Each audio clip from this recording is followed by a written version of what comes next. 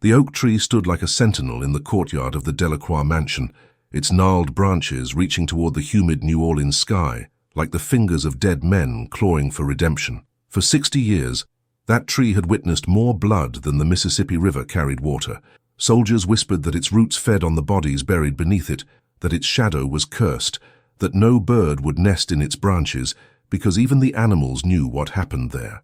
Marco Delacroix stood on the second-floor balcony, smoking a Cuban cigar, and watching the evening mist roll in from the bayou. At 47, he was built like the oak itself, solid, immovable, with a presence that commanded respect without a word spoken. His salt and pepper hair was slicked back perfectly, his Italian suit pressed to military precision.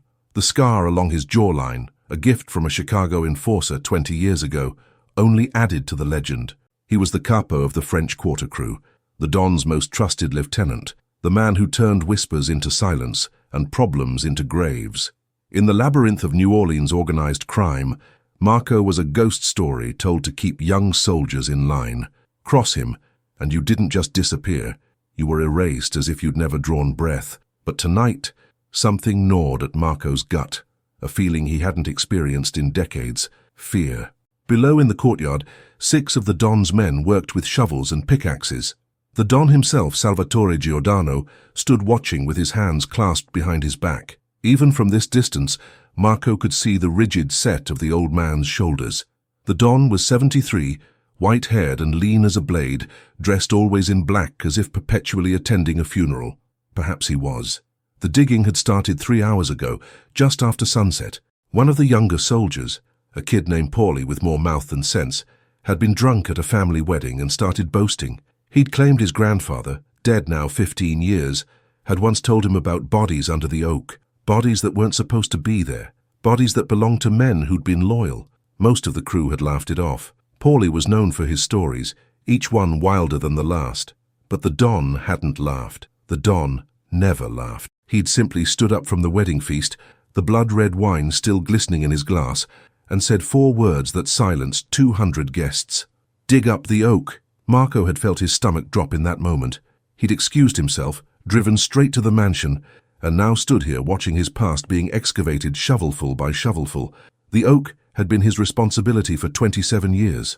Since the old Capo, Frankie, the priest Romano, had been shot in a bakery on Decatur Street, and Marco had stepped up to take his place. The Don had given him the oak, the mansion, and the authority to handle problems with discretion, and Marco had handled them. God, how he'd handled them. But not all problems were created equal. A shout rose from the courtyard. Marco's hand tightened on the balcony railing, the cigar burning forgotten between his fingers. One of the diggers had stopped, his shovel striking something that wasn't earth. The others gathered around, their voices carrying up through the moisture-thick air. The Don stepped forward. Marco crushed the cigar against the stone railing and descended the interior staircase. His footsteps echoed through the mansion, 14 rooms of dark wood and darker history, portraits of dead men watching from gilded frames, the smell of old cigars and older secrets embedded in the walls. By the time he reached the courtyard, they'd uncovered the first chain. It was thick, industrial, the kind used in shipyards or slaughterhouses. Rust had eaten into the iron, but the links were still intact, still strong enough to have held a man, or several men. The chain disappeared into the earth, leading deeper beneath the oak's roots. "Keep digging," the Don said quietly. His voice was barely above a whisper, but it carried absolute authority. The soldiers obeyed, their shovels biting into soil that seemed to resist them, as if the earth itself wanted to keep its secrets. Marco stood at the edge of the excavation, his hands in his pockets, his face a mask of stone. Inside, his mind raced through scenarios, calculations, escape routes, but there was no escaping this. Not from the Don, not from the oak. The consigliere, Antonio Rossi, materialized at Marco's side like smoke. Antonio was 61, thin as a reed, with eyes that missed nothing. He'd been the Don's counselor for 35 years, the keeper of every secret, the witness to every sin. He wore wire-rimmed glasses that caught the courtyard lights and hid his gaze. "Interesting evening," Antonio said softly, his voice like sand sliding through an hourglass. Marco didn't respond. "The Don is troubled," Antonio continued, still watching the diggers. "He values loyalty above all things. You know this, Marco, we all know this. I've been loyal, Marco said, his voice flat. Loyalty has many faces. Antonio turned to look at him fully now, and Marco could see his own reflection in those glasses. Distorted, uncertain. Sometimes the most loyal act is silence. Sometimes it's confession. The Don appreciates both in their proper time. There's nothing to confess. Antonio smiled, a thin expression without warmth. Of course. I'm simply speaking philosophically. A bad habit of old men. Another shout from the excavation. They'd found the second chain, and this one had something attached to it. The soldiers worked carefully now, brushing away dirt with their hands, revealing inch by inch what had been buried. A metal plate roughly the size of a man's palm, corroded by decades underground. One of the men produced a flashlight, aimed it down. Marco could see it from where he stood, could see the scratches in the metal, rough and desperate, as if made with a nail or a piece of stone. Could see the letters someone had carved in their final hours. Fr 1998, Frankie Romano, the priest, the old Capo, the man Marco had supposedly avenged when he took over the crew, the man whose killers had been found, 3 soldiers from the Marcello family, and dealt with publicly, their bodies left in front of a church on Good Friday as a message about betraying the Don's peace. Except Frankie Romano's body had been found in that bakery, bullet holes in his chest, his blood soaking into flour dust. They'd had an open casket funeral. Marco himself had carried the coffin. So what the hell was buried under the oak? The Don stood motionless, staring down at the excavation. The soldiers had stopped digging, waiting for orders. The night had gone silent, except for the distant jazz music drifting from Bourbon Street and the chorus of crickets in the garden. "Bring lights," the Don said finally, "and more shovels. I want to see everything under this tree." The soldiers scattered to obey. Marco remained frozen, his mind working through the impossible mathematics of his situation. The body in the bakery had been Frankie. Dental records, fingerprints, even Frankie's wife had identified him. The funeral had been real. The grief had been real. But the plate was real too, and chains didn't bury themselves. Antonio touched Marco's elbow lightly, a gesture that looked casual but felt like a shackle closing. "The Don will want to speak with you," Antonio said quietly. "When this is finished, I suggest you consider carefully what you'll say, and more importantly, what you won't say." "I don't know anything about this," Marco said. "Everyone knows something, my friend. The question is whether that something helps or hurts." Antonio released his elbow and stepped back. The Don values loyalty, but he values truth more, and when the two conflict, he spread his hands in an elegant shrug that encompassed 35 years of witnessed executions. Over the next 2 hours they unearthed 4 more chains. Each led to a metal plate. Each plate bore scratched initials and a date. VM 2001, TC 2003, LB 2007, GP 2011. Marco recognized every set of initials. Vincent Moretti, soldier, disappeared after allegedly skimming from card games. Tommy Costa, enforcer, vanished after a dispute about territory. Luca Benedetti, associate, went missing after being suspected of talking to the FBI. Giovanni Petrocelli, driver, disappeared after the Don's nephew was killed in a car accident. All of them had been Marco's responsibility. All of them had been handled with discretion. All of them had official stories, fled to Mexico, sleeping with the fishes in Lake Pontchartrain, ground up and fed to the gators in the swamp. None of them were supposed to be under the oak that was Marco's oak, the oak that stood in Marco's courtyard, the oak that had been his inheritance and his burden for 27 years. The Don finally turned away from the excavation. His face was unreadable, carved from the same stone as the courtyard pavers. He looked at Marco with eyes that had seen empires rise and fall, that had ordered deaths and blessed weddings, that contained multitudes of experience Marco couldn't begin to comprehend. "Walk with me," the Don said. It wasn't a request. They walked through the garden, away from the lights and the digging and the watching soldiers. The night wrapped around them like velvet, humid and close. Jasmine bloomed somewhere nearby, its sweetness mixing with the rot rising from the bayou. The Don's hands remained clasped behind his back, his pace measured and slow. Marco's heart hammered against his ribs, but his face remained calm. 27 years of being a capo had taught him that much. Never show fear, never show weakness. The moment you did, you were already dead. "I built this family on 2 principles, the Don said finally, his voice carrying the weight of decades. Loyalty and truth. Without loyalty, We're just criminals. Without truth, we're nothing at all. Yes, Don Salvatore. These chains trouble me, Marco. These names trouble me. Men who served the family, men who should have been protected, even in death. The Don paused beside a fountain, its waters babbling endlessly in the dark. Men who deserved better than to be chained under a tree like animals. Marco said nothing. There was nothing to say. You were Capo when each of these men disappeared, the Don continued. You assured me they'd been dealt with appropriately. You gave me your word that justice had been served and the family was protected. That's true, Don Salvatore. Then explain to me how their chains came to be under the oak. The Don turned to face him fully now, and Marco saw something in his eyes he'd never seen before. Not anger, not even disappointment, just a vast, terrible curiosity, as if Marco were a puzzle the Don had suddenly realized he'd never actually solved. Marco's mind raced. The truth was impossible. These men hadn't been executed by family order. They'd been killed because they knew too much, saw too much, threatened too much. Not the family. Marco himself, his operations, his secrets, the side businesses the Don knew nothing about, the arrangements with the Colombians and the Russians that would have gotten Marco killed if the Don discovered them. So Marco had made them disappear quietly, efficiently, and filed them under legitimate family business.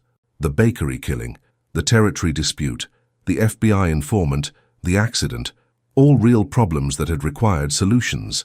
Marco had simply provided those solutions while also cleaning up his own messes. But the chains were a mistake. Old Frankie Romano had taught Marco about the chains, back when Marco was just a soldier learning the trade. You chain them first, Frankie had said, demonstrating on a man whose name Marco had long forgotten. Chain them to the oak roots while you dig. That way they can't run even if they somehow get loose. And after you leave the chains there, the tree grows over them.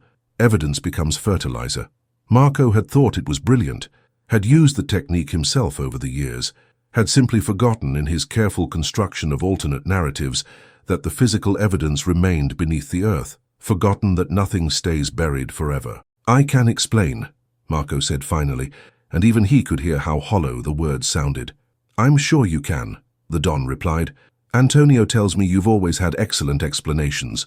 Creative, detailed, convincing. He reached up, plucked a jasmine blossom from an overhanging branch, studied it in the dim light.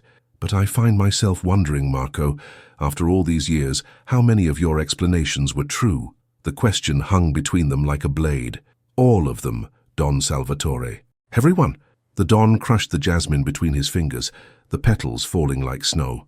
Perhaps, or perhaps you've been telling me stories, the way a man tells bedtime tales to a child. Soothing, necessary, designed to help me sleep soundly while you conducted business I wouldn't have approved. Marco's mouth went dry. I'm an old man, the Don continued, his voice still quiet, still gentle. I've lived through wars and revolutions. I've seen men I trusted betray me, and men I doubted prove loyal unto death. I've learned that the truth is rarely obvious. It hides. It waits.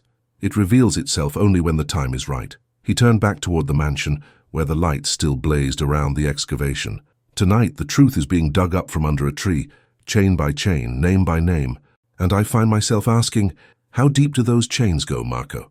How many more plates are buried under that oak? How many more men did you handle who deserved better than to be forgotten in the dark? Marco's hands clenched into fists in his pockets. Everything I did for the family. Did you? The Don's gaze cut through him like a scalpel. Or did you do it for yourself and simply file it under family business? There's a difference, Marco. A profound difference. And I suspect we're about to discover which one describes your service to me. They stood in silence, the weight of 27 years pressing down like the humid air. In the distance, Marco could hear the soldiers still digging, still uncovering secrets that should have stayed buried. His secrets, his sins. You'll stay here tonight, the Don said finally, in the mansion, as my guest. We'll speak again in the morning when the excavation is complete and we know the full extent of what lies beneath the oak. Guest. The word was a death sentence dressed in courtesy. Guests could be watched. Guests couldn't run. Of course, Don Salvatore. Whatever you wish. The Don nodded slowly, then began walking back toward the lights. After a few steps, he paused without turning around. Marco, one more question. Yes, Don? The body in the bakery. The one we buried as Frankie Romano. The one with the dental records and the fingerprints and the grieving widow. The Don's voice carried a note of genuine curiosity now. "If Frankie's chains are under the oak, whose body did we bury in holy ground?" The question echoed through the garden, through the night, through the decades of lies that were finally, inevitably, unraveling. Marco had no answer, or rather, he had an answer, but speaking it aloud would be signing his own death warrant. The body had belonged to a smuggler from Baton Rouge who'd gotten too greedy, who'd happened to be the same height and build as Frankie, who'd been easy enough to stage in a bakery with the right bullets in the right places. Marco had orchestrated it all in the 48 hours after Frankie's actual death, after Marco had chained the old Capo under the oak for discovering the Colombian connection, for threatening to tell the Don, for being loyal to the wrong man. The perfect crime, the perfect transition of power, the perfect lie. Until tonight. "I don't know, Don Salvatore," Marco said, and felt the last threads of his carefully constructed world begin to snap. The Don resumed walking, his figure becoming a shadow among shadows, until only his voice remained. "You have until morning to remember." Marco stood alone in the garden, the sounds of digging continuing behind him, the chains emerging from their graves link by link. He thought about running. He thought about fighting. He thought about all the soldiers he commanded, all the influence he'd built, all the ways he might survive this. But the oak had taught him better. The oak that had witnessed every execution, every betrayal, every broken promise. The oak that grew stronger from the bones beneath it.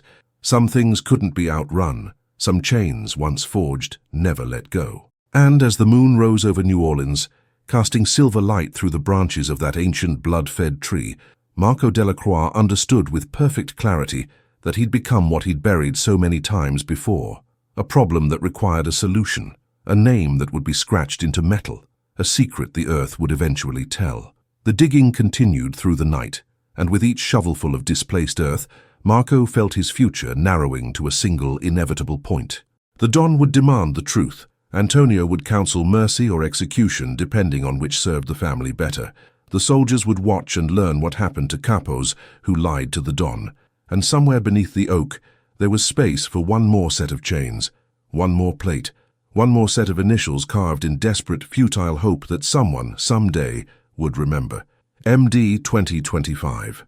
Marco walked back into the mansion, past the portraits of dead men who seemed to watch him with knowing eyes, up the stairs to the room that had been prepared for him. Guest room, prison cell, waiting room for the inevitable. He didn't sleep. He sat by the window and watched the lights around the oak burn through the darkness, watched the shadows of men digging deeper and deeper, watched his past being exhumed piece by piece, and he waited for morning, for the Don's questions, for the moment when 27 years of silence would finally, terribly, demand to be heard. The oak waited too, patient as only trees can be, its roots wrapped around secrets and bones, its branches reaching toward heaven like a prayer that would never be answered. In the French Quarter, jazz music played on. On Bourbon Street, tourists drank and laughed, unaware that 3 miles away, a man's entire life was being measured in chains and scratched initials. The Mississippi flowed on toward the Gulf, carrying everything eventually to the sea, secrets, bodies, memories, guilt. But under the oak, nothing flowed. Everything stayed. Everything waited. Everything would be answered. Marco Delacroix, Capo of the French Quarter crew, the Don's most trusted lieutenant, sat in the darkness and understood that he'd been living on borrowed time for 27 years. Tonight, the debt had come due, and the oak would have its payment. Dawn broke over New Orleans like a wound, the sky bleeding red and orange through the morning mist. Marco hadn't moved from the window. His suit was wrinkled now, his carefully groomed appearance finally showing cracks. Outside, the excavation lights had been replaced by natural light, and what they revealed was worse than anything the darkness had hidden. 11 chains, 11 metal plates, 11 names scratched in iron. The oak tree stood at the center of a crater now, its roots exposed like the veins of some ancient creature, finally dissected. The soldiers had worked through the night under Antonio's supervision, cataloging each find, photographing each plate, treating the excavation like an archaeological site, which in a way it was, an archaeology of betrayal. A knock at the door. "The Don will see you now," came Antonio's voice, soft and inevitable as morning prayer. Marco stood, straightened his tie, buttoned his jacket. These small rituals of dignity felt absurd now, but they were all he had left. A man could face death in a wrinkled suit or a pressed one. The outcome was the same, but the manner mattered. The walk to the Don's study felt like a condemned man's final steps. The mansion had filled with soldiers overnight, not Marco's men from the French Quarter crew, but the Don's personal guards, men who answered to Salvatore Giordano alone. They stood at every doorway, their faces blank, their presence a clear message. Whatever happened in that study, Marco wouldn't be leaving unless the Don permitted it. The study was on the first floor, a room Marco had been in hundreds of times over the years. Dark wood paneling, floor-to-ceiling bookshelves filled with leather-bound volumes the Don actually read, a massive desk that had belonged to his father, and walls decorated with photographs spanning 7 decades. The Don's history, framed and displayed, weddings and christenings, men shaking hands, men laughing at feasts, men who were now dead, most of them, their stories ended and filed away in family memory. The Don sat behind the desk, backlit by the morning sun streaming through tall windows.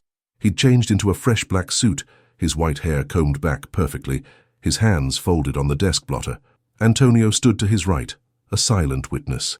To his left stood someone Marco hadn't expected, Isabella Giordano, the Don's daughter, 34 years old, educated at Tulane, beautiful in the way that dangerous things are beautiful. She wore a simple black dress and no jewelry, except for a gold crucifix at her throat. Her dark eyes, so much like her father's, watched Marco with an expression he couldn't read. "Sit," the Don said. Marco sat in the chair facing the desk. The same chair where he'd received promotions and praise, where he'd reported on successful operations and eliminated threats, where he'd lied to the Don's face for 27 years. The Don opened a leather folder on his desk, studied the contents without speaking. Marco could see photographs, aerial shots of the excavation, close-ups of the metal plates, each one bearing its testimony of scratched initials and dates. 11 men, the Don said finally. 11 sets of chains. 11 graves under a tree that stands in your courtyard, Marco. A tree I gave into your keeping when you became Capo. A tree that has been your responsibility for more than 2 decades. Yes, Don Salvatore. These men. The Don tapped the folder. Antonio has spent the night researching each name. Would you like to know what he found? Marco said nothing. The Don continued anyway. Vincent Moretti, soldier, reported as having fled to Mexico after skimming from card games in 2001, except Antonio found evidence that Vincent had discovered you were cutting deals with the Marquez brothers behind my back, cocaine shipments through the port of New Orleans, revenue that never appeared in the family books. The words landed like hammer blows. Tommy Costa, enforcer, supposedly vanished after a territory dispute in 2003, but Antonio spoke with Tommy's brother this morning. Apparently Tommy had mentioned to his family that he'd seen you meeting with Russian buyers at a warehouse in Metairie. Russians we had explicitly banned from operating in our territory. Marco's hands remained steady in his lap, but inside, everything was collapsing. Luca Benedetti, suspected FBI informant, you said. Yet Antonio found no FBI files on Luca, no witness protection records, no evidence he ever spoke to federal agents. What Luca did do, according to his cousin, was work as a bookkeeper for your smuggling operations, a bookkeeper who apparently developed a conscience.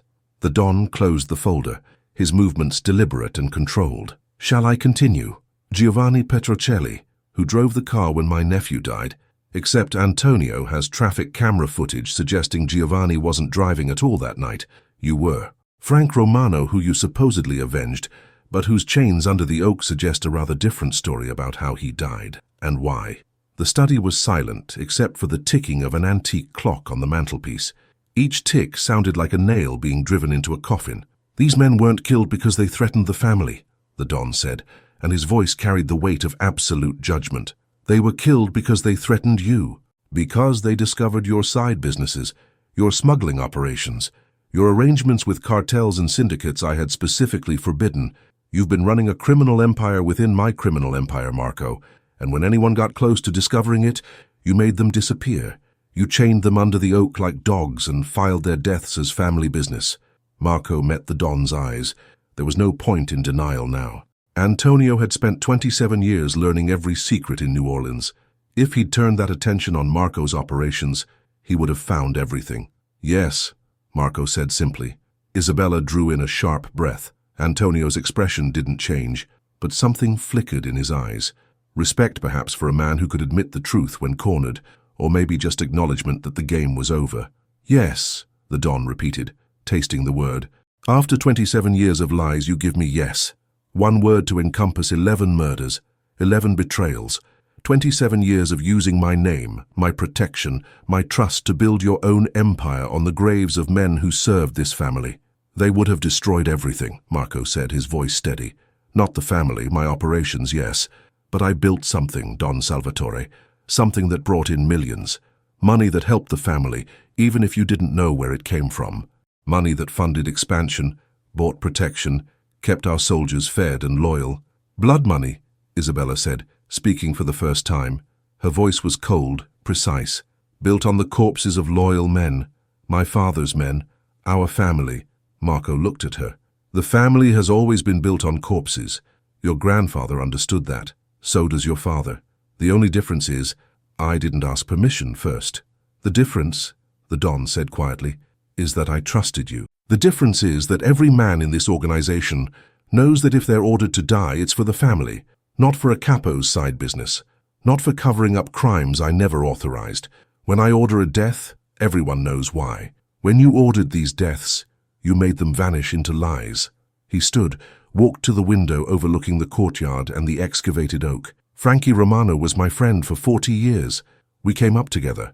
We built this family together. And you killed him, Marco. You chained him under that tree and buried him like garbage. Then you staged a bakery shooting with some stranger's body and made me bury the wrong man in holy ground. You let me mourn. You let his wife mourn. You carried his coffin at the funeral and looked me in the eye and lied." The Don's voice remained quiet, but Marco could hear the rage beneath it. Not hot rage, cold rage, the kind that planned executions with surgical precision. "I gave you everything," the Don continued. "Power, authority, wealth, the respect of every soldier in this organization. And you used it all to build your own kingdom, feeding on the family like a parasite, killing anyone who got in your way." "I made the family stronger," Marco said. "Everything I did. You made yourself stronger." The Don turned from the window. "And you made us all complicit in murders we didn't authorize. You made me a liar to the families of 11 men. You made Antonio keep books that hid crimes he didn't know about. You made every soldier in the French Quarter crew part of your deception." He walked back to the desk, placed both hands on its surface, leaned forward. "What do you think should happen now, Marco?" The question hung in the air. Marco understood it wasn't rhetorical. The Don genuinely wanted to know if Marco understood the severity of his crimes, if he had any sense of justice left, if he could see what had to come next. "I know what has to happen," Marco said quietly. "I've known since last night, since the moment they found the first chain. Tell me, the family requires justice. The men I killed deserve justice. You deserve truth." Marco straightened in his chair, met the Don's eyes directly. "There's only one way this ends." Antonio spoke for the first time, his voice gentle. "Marco, if you have information that would help the Don understand the full extent—" "There's nothing to understand." Marco cut him off. "I killed 11 men to protect my operations. I lied for 27 years. I built an empire on betrayal and blood. The Don knows this now. The family knows. There's no explanation that changes what I did." "So you accept responsibility?" the Don said. "Yes. You admit you betrayed me, the family, everything we stand for. Yes. And you understand what that means?" Marco nodded slowly. "I understand." Isabella moved then, walking to her father's side. "Let me kill him," she said, and her voice was ice. "For Frankie Romano, for the 11 men who died in the dark. Let me do it." The Don looked at his daughter with something like pride and sorrow mixed together. Isabella had always been fierce, had always understood the family business, even though he'd tried to keep her separate from it.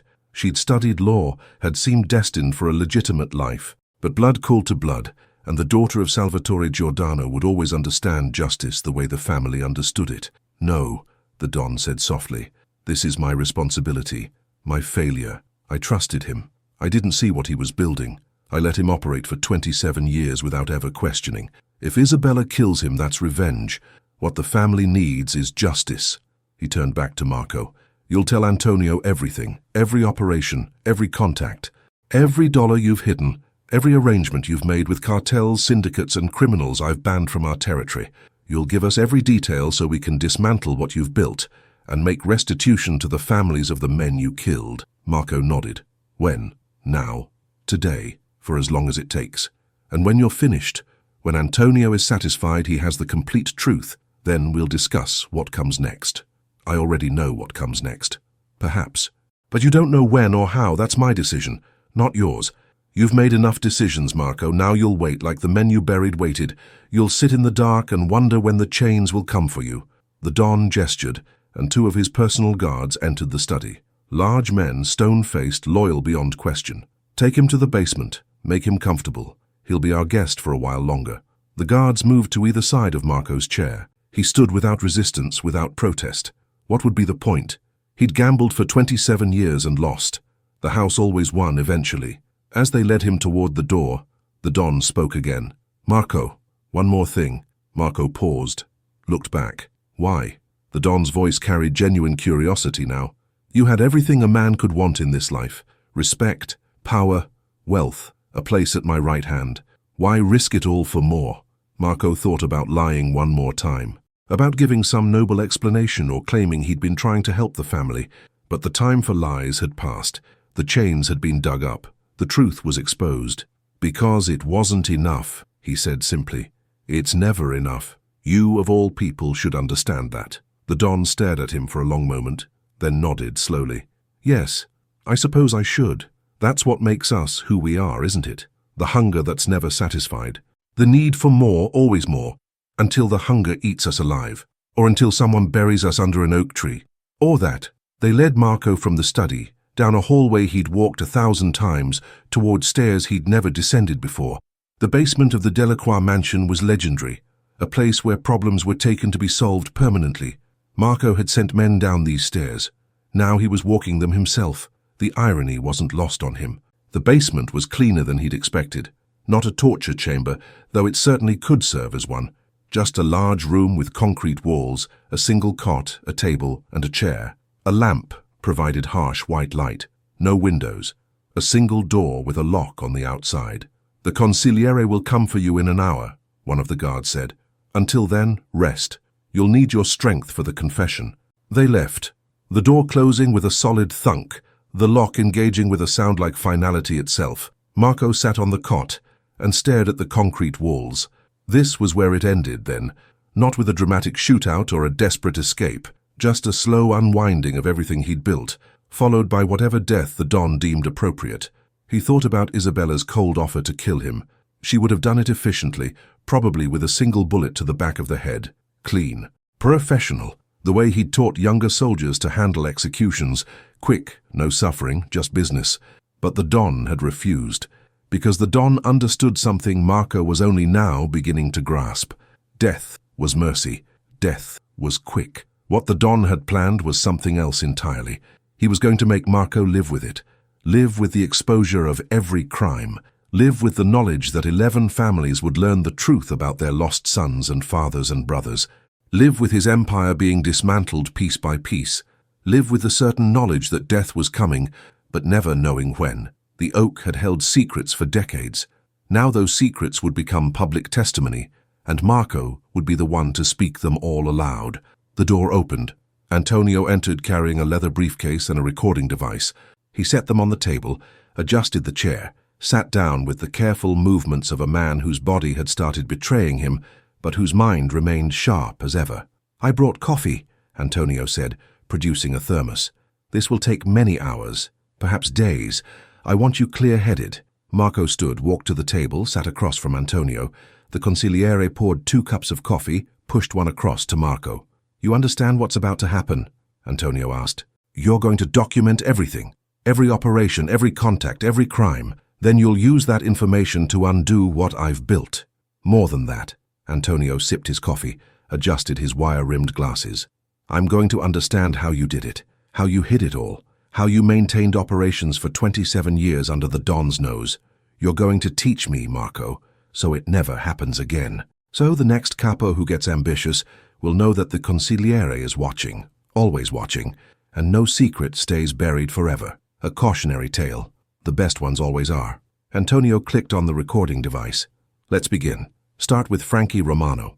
Tell me how you killed the old capo. Tell me everything. And Marco did.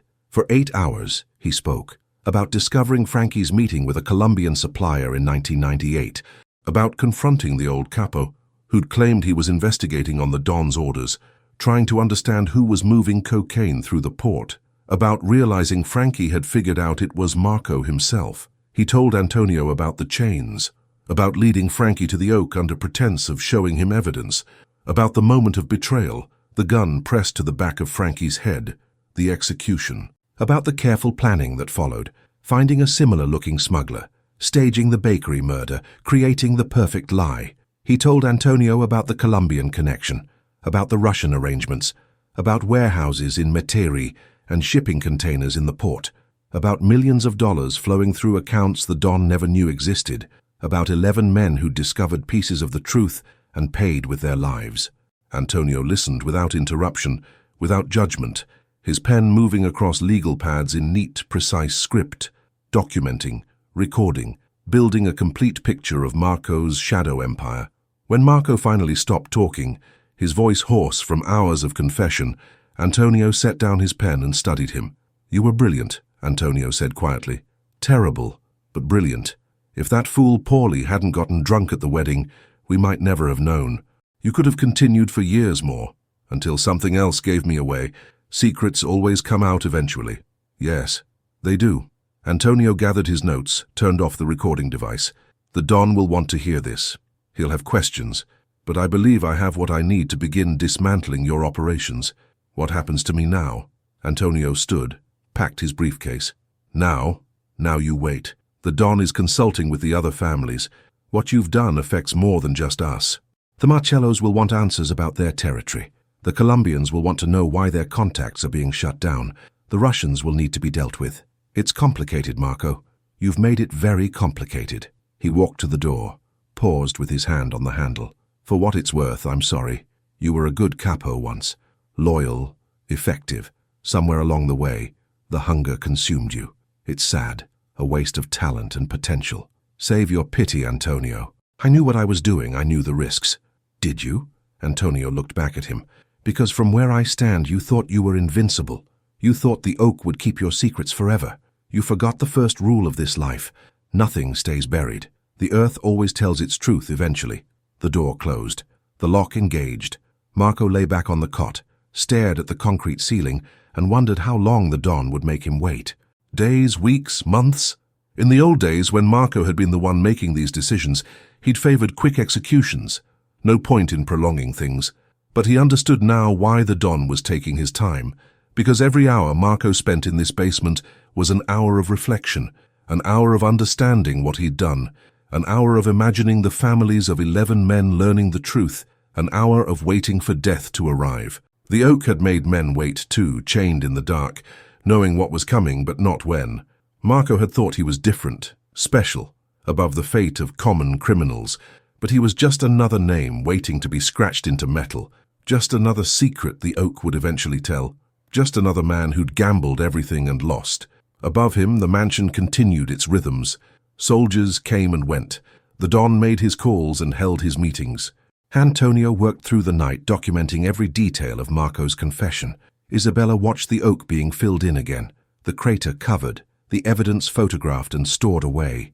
And beneath it all, in the basement that smelled of concrete and old mistakes, Marco Delacroix waited. The chains hadn't come for him yet, but they would. The oak was patient, and the oak always collected its debts. 7 days passed in the basement. 7 days of waiting, of meals delivered by silent guards, of fluorescent lights that never dimmed. Marco had lost track of time's normal rhythms, couldn't tell morning from evening, couldn't hear the jazz from Bourbon Street or the church bells that marked New Orleans hours. The basement existed outside of time, a pocket of limbo where past and future collapsed into an eternal present of waiting. On the 8th day, the door opened, and Antonio entered with a different expression. Not his usual measured neutrality, but something closer to discomfort. Behind him came 2 men Marco didn't recognize, older, in their 60s, wearing suits that marked them as family men, but not soldiers, civilians, or as close to civilian as anyone connected to this life could be.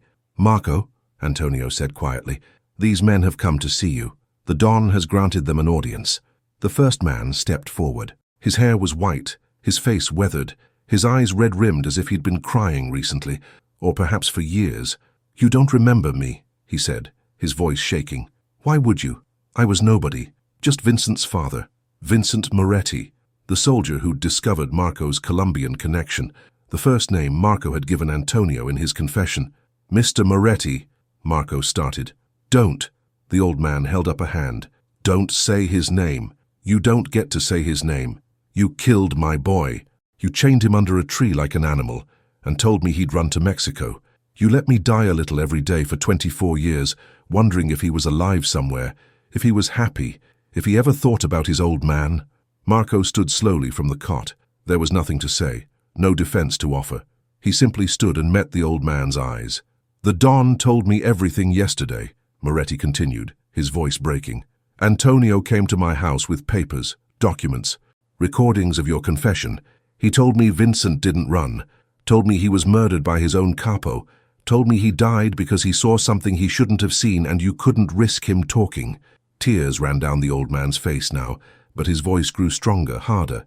"Vincent was 28 years old. He was going to propose to his girlfriend that Christmas. Did you know that? She's married to someone else now, has grandchildren. Moved on because what else could she do when her man vanished?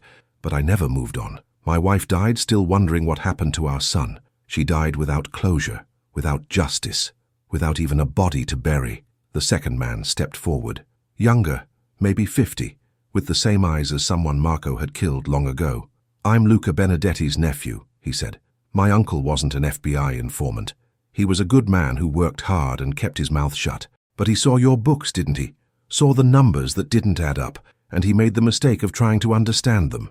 Your confession said you killed him in 2007, the nephew continued. 18 years. 18 years my family thought Uncle Luca was in witness protection. 18 years we were afraid to say his name in public. 18 years of shame because we thought he'd betrayed the family. And all along, he was dead, murdered. Buried with a chain around his neck because he was too honest to ignore what he'd seen." Marco's hands clenched at his sides. This was the Don's punishment then, not a quick bullet, not even the slow torture of waiting, but something infinitely worse, facing the families, seeing the human cost of his crimes reflected in the eyes of fathers and nephews and brothers. "The Don asked us what justice looks like," old Moretti said. "Asked us what we wanted. You know what I told him?" Marco shook his head. "I told him I wanted you to know Vincent's favorite color was blue, that he loved jazz music and po' boys from that place on Magazine Street, that he called me every Sunday without fail, that he was afraid of heights but climbed onto roofs anyway because being a soldier meant doing things that scared you, that he was my son, and I loved him, and you took him from me forever." The old man's voice dropped to barely a whisper. "You don't get to forget them, Marco. That's my justice. You sit in this basement or wherever they put you and you remember every single detail about the men you killed. You remember Vincent loved blue. You remember Luca kept his books perfectly organized. You remember Tommy had a daughter he'd never met because the mother left before she was born. You remember Frankie trained you and trusted you. You remember all of them, every single one, until the day they kill you." Antonio stepped forward gently. "That's enough. The Don granted you this audience, but Marco has heard you." "Has he?" The nephew's voice was bitter. "Because I don't see remorse. I see a man who got caught. That's not the same thing." "You're right," Marco said quietly, speaking for the first time. "It's not the same thing." They all looked at him. "I killed your son," Marco said to old Moretti. "I killed your uncle," he said to the nephew. "I killed 11 good men because they threatened what I'd built. I made you suffer for years with lies and false hope. There's nothing I can say that makes that right. No apology that matters. No excuse that justifies it." "Then why did you do it?" Moretti demanded. "Why? What could possibly be worth my son's life?" Marco could have lied again, could have claimed he was protecting the family, or following orders, or any number of self-serving justifications. But these men deserved at least this much truth. Because I wanted more. Because I'd built something and I didn't want to stop. Because every time I eliminated a threat, it got easier. Because I told myself they would have destroyed everything anyway. So really I was just being efficient. Because I'm what your son never was. I'm selfish. I'm ambitious. I'm willing to kill anyone who gets between me and what I want. The silence in the basement was absolute. "I don't expect forgiveness," Marco continued. "I don't deserve it. But you asked why, and that's the truth. Not because your son or your uncle did anything wrong, not because they deserved it, but because I'm a man who chooses his own survival over everything else, every time, without hesitation. Old Moretti stared at him for a long moment, then turned to Antonio. I've heard enough. Tell the Don I appreciate the audience. Tell him whatever justice he chooses is fine with me. I just wanted to look this man in the eye and let him know my son had a name, that he mattered, that he's remembered. He'll be remembered, Antonio said softly. The two men left, escorted by guards. The door closed behind them. Antonio remained, studying Marco with an unreadable expression. That was honest, Antonio said finally. Brutal, but honest. I'm not sure if that makes you better or worse. Worse, Marco said. Definitely worse. A man who lies to himself about his motives might have some humanity left. I know exactly what I am. And what's that? A monster who wore a suit and called it business. Antonio nodded slowly. The Don thought facing the families would break you, make you beg for mercy or try to justify yourself. He didn't expect this. What did he expect? That I'd suddenly discover a conscience? That hearing about Vincent's favorite color would transform me into someone capable of remorse? Marco sat back down on the cot. I'm not capable of remorse, Antonio. I'm capable of understanding consequences. I'm capable of accepting punishment. But remorse requires believing I wouldn't do it again if given the choice, and we both know that's a lie. You'd kill them all again, to protect what I'd built, yes. Without hesitation. That's what makes me useful in this life. It's also what makes me dangerous. Marco looked up at the consigliere. The Don knows this. That's why he won't execute me quickly. He needs to understand me completely before deciding what to do. He needs to know if I'm just ambitious or if I'm something worse. And what's worse than ambitious? Someone who can't be rehabilitated. Someone who will always choose themselves over the family. Someone who's fundamentally incompatible with everything the Don built his empire on. Loyalty, honor, omerta. Marco smiled without humor. I'm the cautionary tale, Antonio. The monster you tell young soldiers about. The reason they need to understand that this life requires submission to something bigger than themselves. Antonio sat down at the table, poured himself coffee from the thermos he'd brought. Over the next few days, more families will come. The Don is giving them all the opportunity to face you, to speak their pain, to be heard. It's his way of making restitution, not money, not favors, but truth and acknowledgement. How many more? 9. 1 for each of the other victims. Some will come alone, some will bring brothers, sons, cousins. The Don has promised them safety and the chance to say whatever they need to say. Antonio sipped his coffee. It won't be easy. Some of them will want to hurt you. The Don has forbidden violence, but words can cut deeper than knives.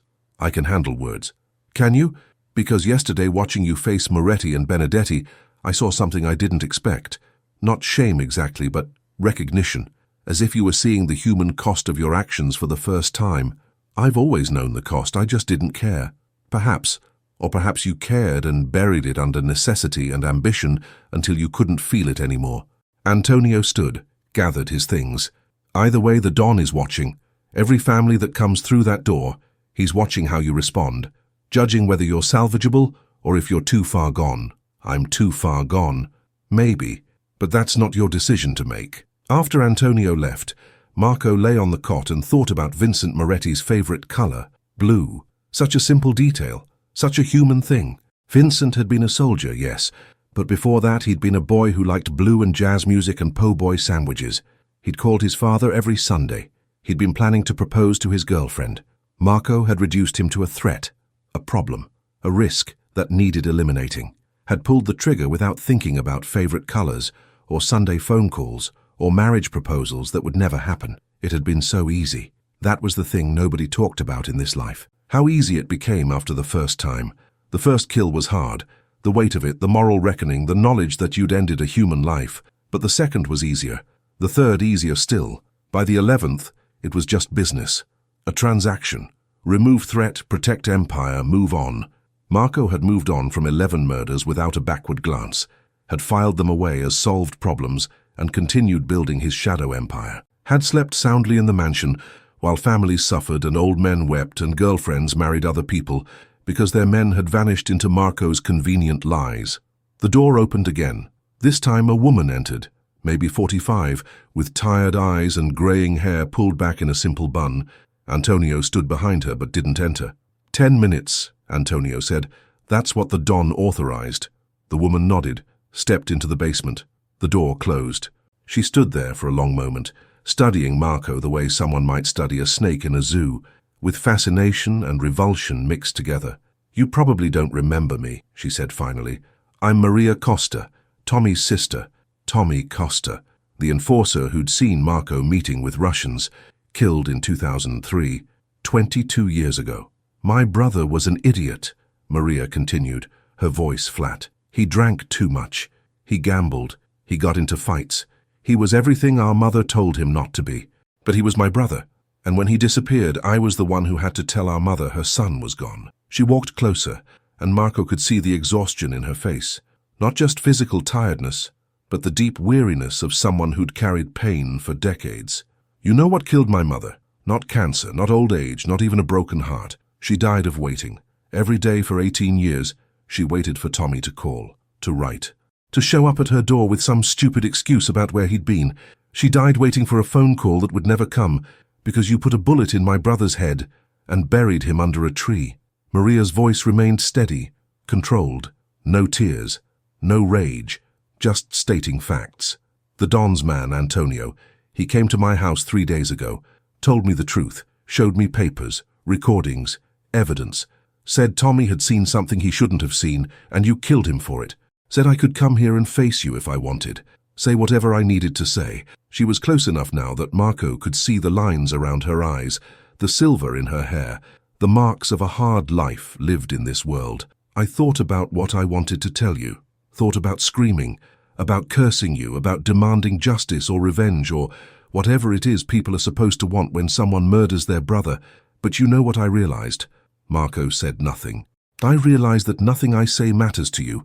You don't care that Tommy had a sister who loved him. You don't care that our mother died waiting. You don't care that I had to raise his daughter. Yeah, that's right, he had a daughter he never met. And I've been raising her for 22 years without ever being able to tell her the truth about what happened to her father."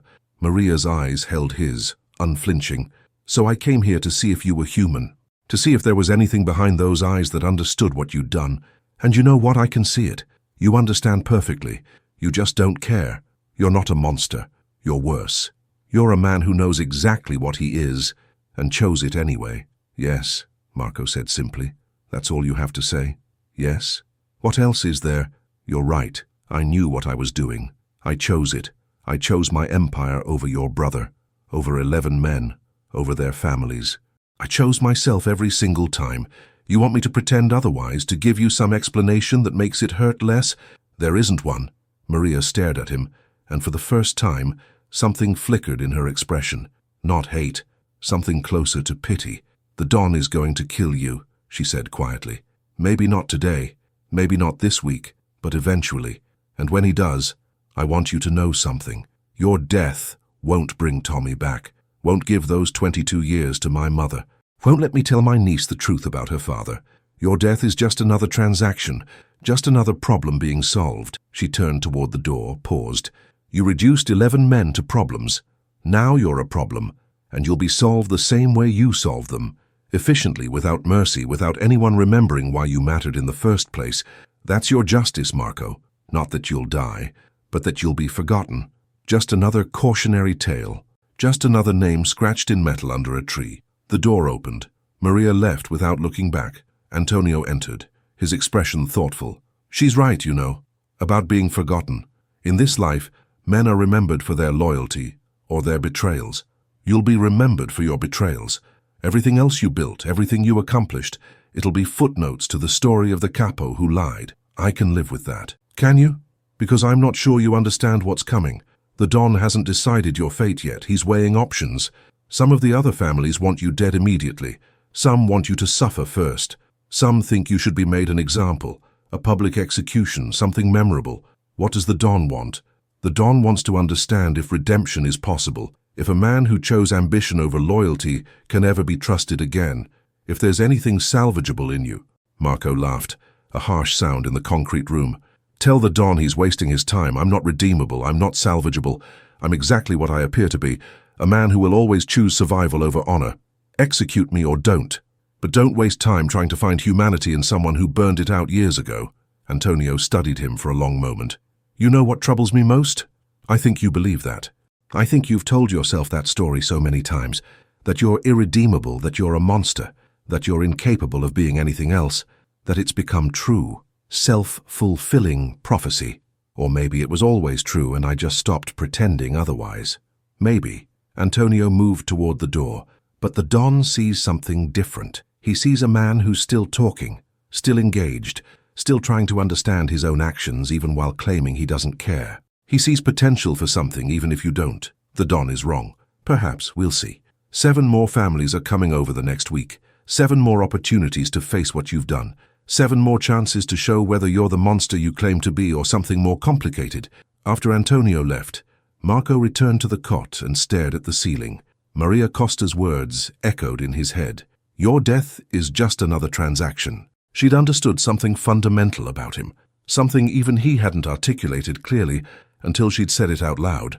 He'd spent 27 years turning human lives into transactions, problems into solutions, men into obstacles to be removed. And now he was on the other side of that equation, being calculated and weighed and measured for disposal. The symmetry was almost beautiful. Over the next 6 days, the families came. Giovanni Petrocelli's mother, an elderly woman who could barely walk but insisted on facing the man who'd killed her son. She didn't speak much, just stood there, rosary beads clicking through her fingers, tears running down her weathered face, whispering prayers in Italian. When she finished, she looked at Marco and said, "May God have mercy on your soul, because we cannot." Luca Benedetti's widow, who brought photographs, pictures of Luca at their wedding, Luca holding their infant daughter, Luca at Christmas dinners and birthday parties, and ordinary moments that added up to a life. She spread them on the table, made Marco look at each one, described each memory. "I want you to see what you took," she said. "Not just a man, but all of this. All of these moments that never happened because you pulled a trigger. Frankie Romano's son, who'd been just a boy when his father died. Now a man of 39, built like a boxer, with rage simmering behind his eyes. I worshipped my father," he said, "wanted to be just like him, joined the family to honor his memory, and all along you were the one who killed him. You let me carry his coffin. You shook my hand at the funeral. You looked my mother in the eye and lied." Each visit was its own form of torture, not physical pain, but something deeper. Each family member brought proof of humanity, favorite foods, childhood stories, dreams that had died under the oak. They painted pictures of men Marco had reduced to problems, forcing him to see them as sons and fathers and brothers and husbands. By the 7th day after the last family had left, Marco sat on the cot and realized something fundamental had changed. Not redemption, not remorse exactly, but a kind of reckoning. He'd spent 27 years not thinking about the consequences of his actions. Now he'd spent 7 days unable to think about anything else. When Antonio returned that evening, he found Marco sitting with his head in his hands. "The last family has gone," Antonio said. "The Don has heard their testimonies. He's ready to make his decision about your fate." Marco looked up. "When?" "Tomorrow. He wants you to have 1 night to think about everything you've heard. 1 night to consider whether the man you've been is the man you have to remain. And then justice, whatever form the Don decides it should take." Antonio paused at the door. "For what it's worth, Marco, I've spent 40 years in this life. I've seen hundreds of men face their reckoning. Most of them break, either into rage or desperation or false repentance. You haven't broken. You've just opened, like a wound that's been sealed too long, finally being cleaned out. That's not redemption. No, but it's something. The Don will decide if it's enough." That night, alone in the basement with the fluorescent lights casting harsh shadows, Marco thought about favorite colors and Sunday phone calls and wedding photographs. He thought about 11 men who died not because they were criminals or traitors, but because they'd seen too much, because they'd been in the wrong place at the wrong time in Marco's empire. He thought about the oak tree, its roots wrapped around chains and secrets, growing stronger from blood and bone, and he wondered if the Don was right.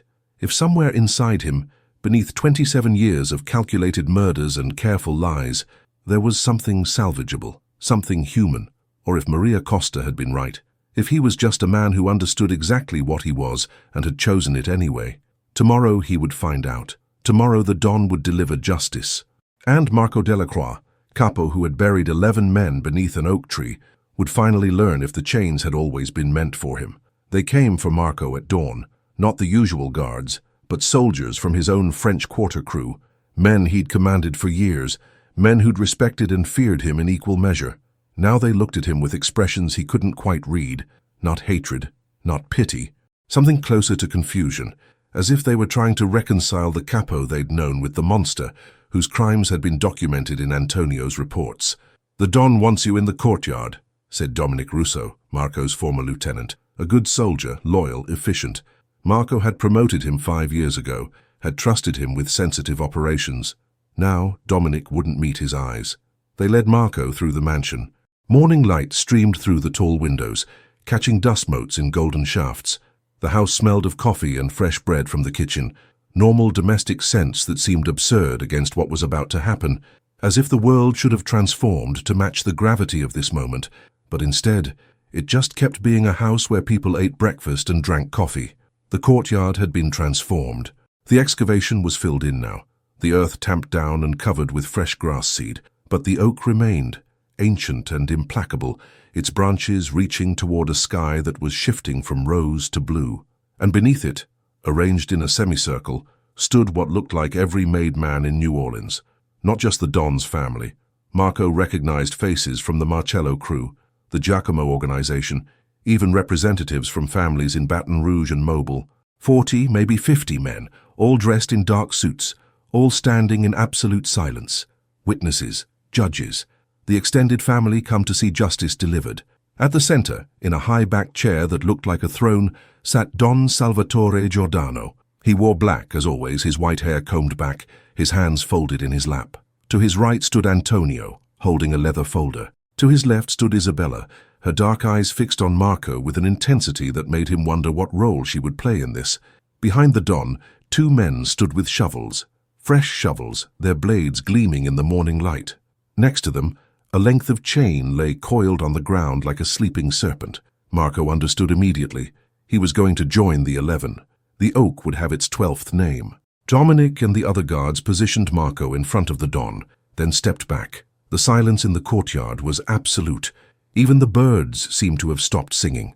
The only sound was the whisper of wind through the oak's branches, a sound like voices, like secrets, like all the men buried beneath finally being given the chance to speak. The Don stood slowly. Despite his age, he moved with the dignity of a man who'd commanded respect for 5 decades. He didn't speak immediately. Instead, he walked to the oak, placed one hand on its trunk, looked up into its branches.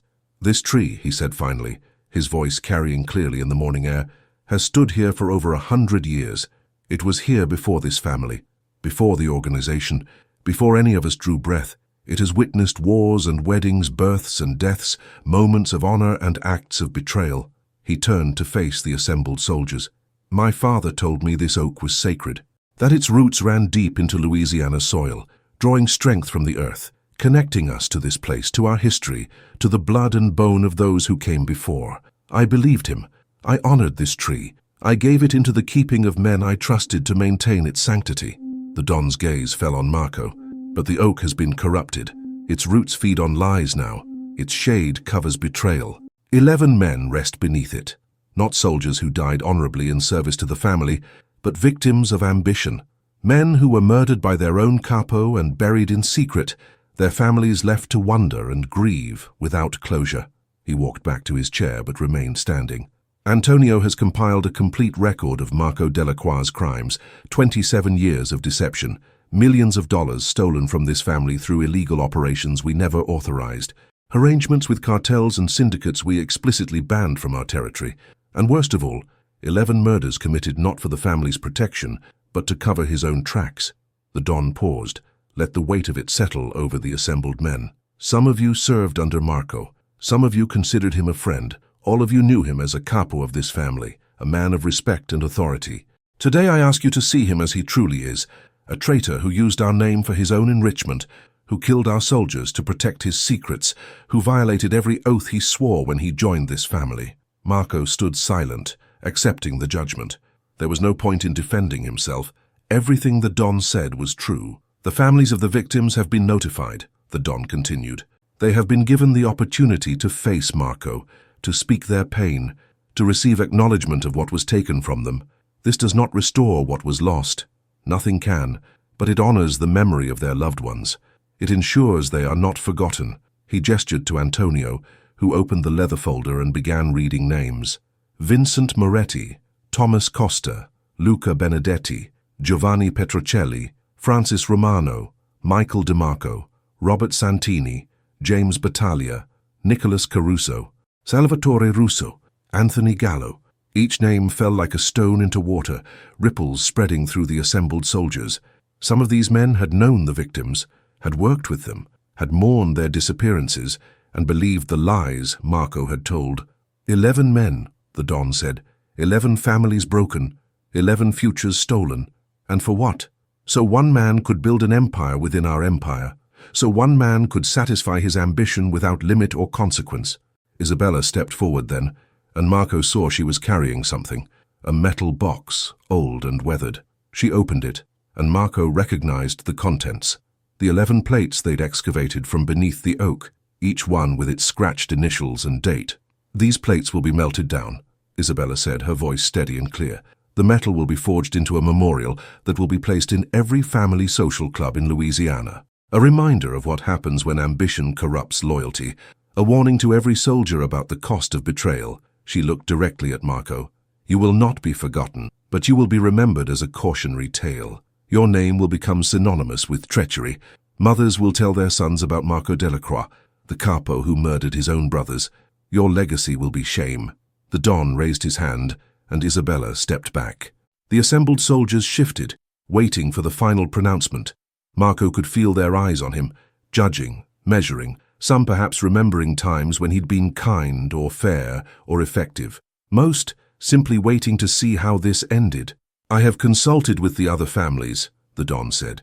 I have listened to Antonio's counsel. I have prayed for guidance and examined my own conscience.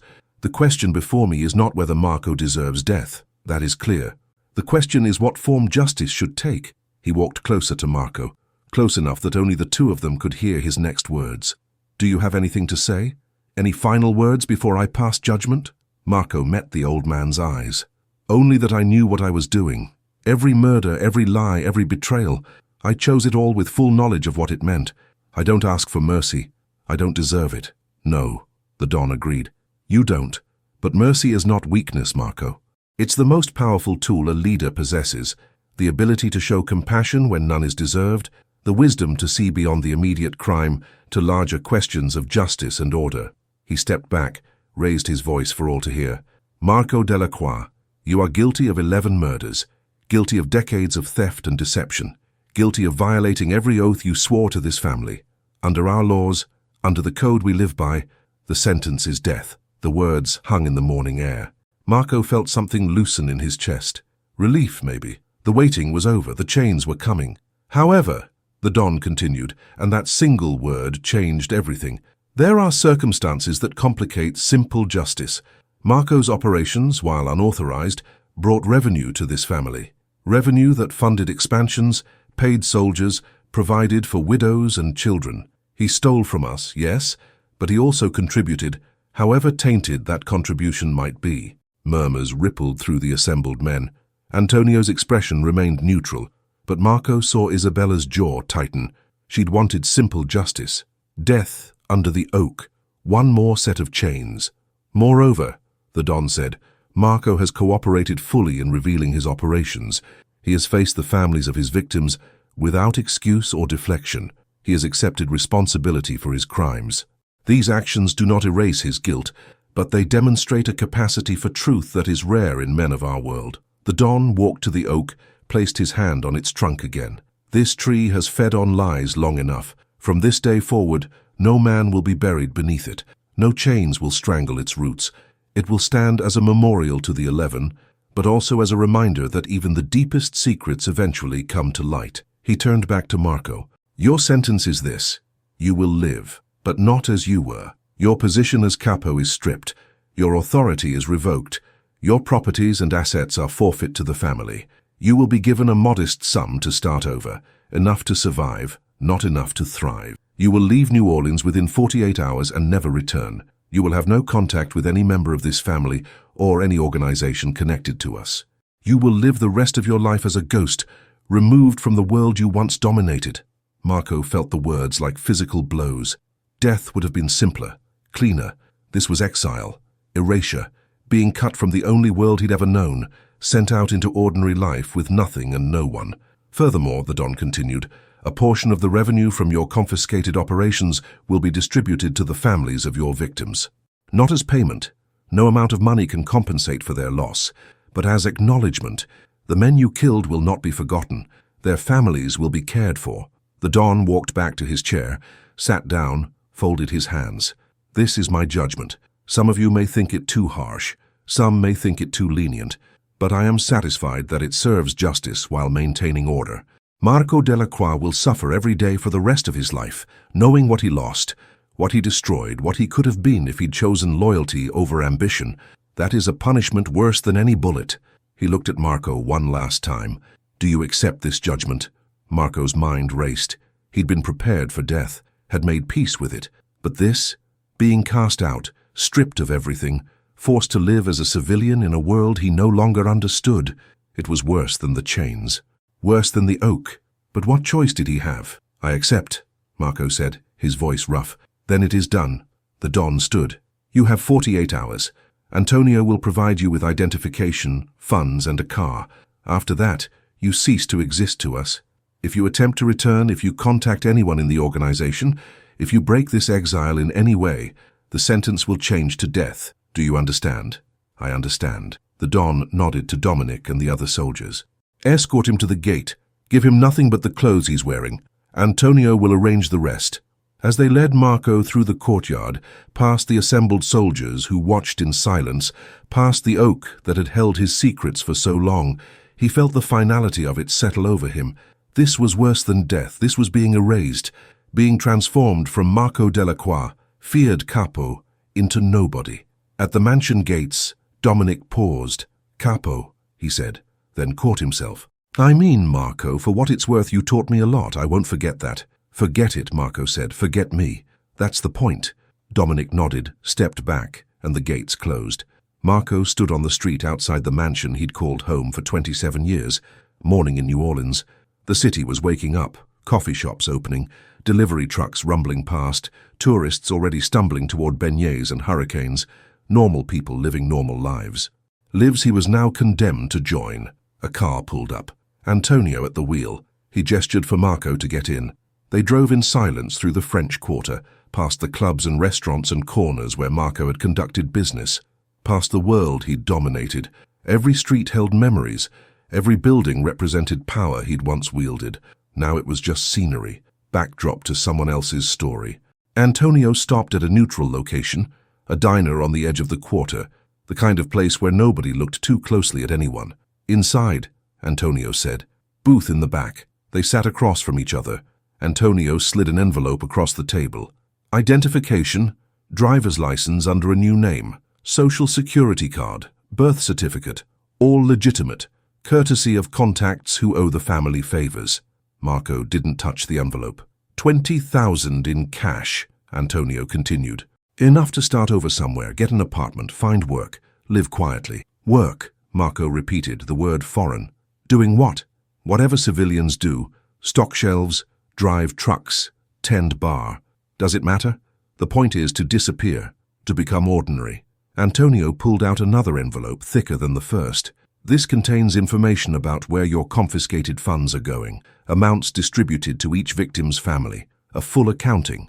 The Don wanted you to see exactly how your empire is being dismantled and used to provide restitution. Marco took this envelope, opened it. Pages and pages of financial records, accounts being drained, properties being sold, his entire shadow empire being systematically destroyed and converted into care for the families he'd broken. The memorial Isabella mentioned, Antonio said. It's being designed by Frankie Romano's son. He's an artist, it turns out. Never knew his father well enough to follow him into the life. The memorial will show 11 figures in shadow, their names carved in the metal from those plates. It will hang in every social club. Every soldier will see it. Every young man joining the family will learn what you did. My legacy, Marco said bitterly. Your legacy, Antonio agreed, but also your punishment. You wanted to be remembered, Marco. You wanted to matter. Now you'll be remembered forever as the cautionary tale. The capo who chose ambition over loyalty, the man who fed the oak with lies. He stood to leave, paused. The Don gave you life when he could have taken it. Some would call that mercy. Some would call it cruelty. I think it's both. You'll live, but you'll carry the weight of 11 graves for the rest of your days. No power to distract you, no empire to build, just you and your conscience, assuming you still have one. Why? Marco asked. Why didn't he just kill me? Antonio considered the question. Because death is final, death is escape. The Don wanted you to face every day knowing what you lost, knowing what you destroyed, knowing that 11 men died because of your ambition and their families suffered because of your lies. Death would have been a gift. Life is the punishment. He started to walk away, then turned back one more time. For what it's worth, Marco, I've known you for 27 years. I've seen you be brilliant and ruthless and effective. I've also seen you, these past 2 weeks, face your crimes with an honesty that surprised me. The Don saw it too. That's why you're alive. Not because you deserve mercy, but because somewhere inside you, there's a man who might actually suffer from this. A man who might spend the rest of his life trying to understand how he became what he became. I already understand it. No, you understand the actions. You don't understand the choice. The moment when Marco Delacroix, soldier with potential, became Marco Delacroix, Capo who murdered his own brothers. That's the question you'll live with now. What happened? When did you cross the line? And could you have chosen differently? Antonio left. Marco sat alone in the booth, surrounded by the sounds of normal people having breakfast, living their ordinary lives, unaware that a ghost was sitting among them. He opened the envelope with his new identity. David Morrison, born in Shreveport. No criminal record, no connections, no past. Just a name and papers that said he was nobody special. Marco Delacroix was dead. Not buried under the oak, but erased just as completely.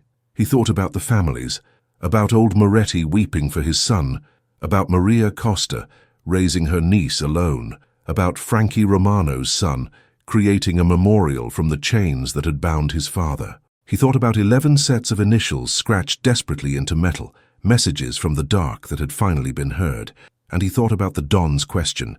Could he have chosen differently? Yes. 1,000 times yes. Every murder had been a choice, every lie a decision, every betrayal a moment when he could have stopped, could have been loyal, could have served the family instead of his own ambition. But he hadn't. He'd chosen power over honor, empire over brotherhood, his own survival over 11 lives, and now he would live with that choice. Marco stood, pocketed the envelopes and walked out of the diner into the New Orleans morning. The city spread out around him, beautiful, corrupt, alive with possibility for those who knew how to seize it. But he wasn't Marco Delacroix anymore. He was David Morrison, nobody, ghost, exile. He thought about where to go. North, maybe. Somewhere cold where Spanish moss didn't grow, and oak trees were just trees. Somewhere far from the French Quarter and the life he'd dominated. Somewhere he could disappear completely, but even as he walked away from everything he'd known, he understood something fundamental. Geography didn't matter. He could run to Alaska, or Maine, or anywhere else. The oak's roots stretched farther than Louisiana. The chains followed wherever he went, because Antonio was right. Death would have been escape. Life was the punishment. And Marco Delacroix, no, David Morrison, would carry the weight of 11 graves until the day he finally joined them. The sun rose higher over New Orleans. In the courtyard of the Delacroix mansion, soldiers dispersed, heading back to their crews and territories. The Don returned to his study to manage the complicated work of dismantling Marco's empire. Antonio compiled final reports, ensuring every detail was documented, every asset accounted for, every victim's family provided for. And under the oak, fresh grass began to grow over the filled-in excavation, covering the evidence, hiding the scars, but never erasing what had happened there. The oak would remember, the 11 would remember, the families would remember, and somewhere, walking away into ordinary life carrying nothing but fake papers and blood money, Marco Delacroix would remember too, every single day, for the rest of his life. That was the Don's justice. That was the oak's final lesson. Some men are buried beneath the earth. Some men are buried beneath the weight of their own choices. Both graves last forever. 3 years later, the truck stop outside Memphis was the kind of place where nobody asked questions. Fluorescent lights buzzed over gas pumps. The diner served coffee that tasted like motor oil and eggs that came from a carton. 18-wheelers idled in the parking lot, their drivers catching a few hours of sleep before pushing on toward Chicago or Atlanta or wherever freight needed to go. David Morrison worked the night shift, 11 p.m. to 7 a.m., 5 days a week. He cleaned tables, refilled coffee, listened to truckers tell the same stories about the same roads. It was honest work, simple work, the kind of thing Marco Delacroix would have sneered at in another life. But Marco Delacroix was dead, buried not under an oak, but under new identity papers and 3 years of deliberate obscurity. David, he thought of himself as David now, had trained himself to respond to it naturally, finished wiping down the counter and glanced at the clock. 4 a.m., 3 more hours. Then he'd drive to the small apartment he rented above a laundromat, sleep until noon, wake up and try to fill the hours before his shift started again. This was life now. This was the punishment. "More coffee, hun?" asked Rita, the other night shift worker. She was 50-something with kind eyes and a smoker's voice. She'd worked at the truck stop for 15 years and seemed content with it.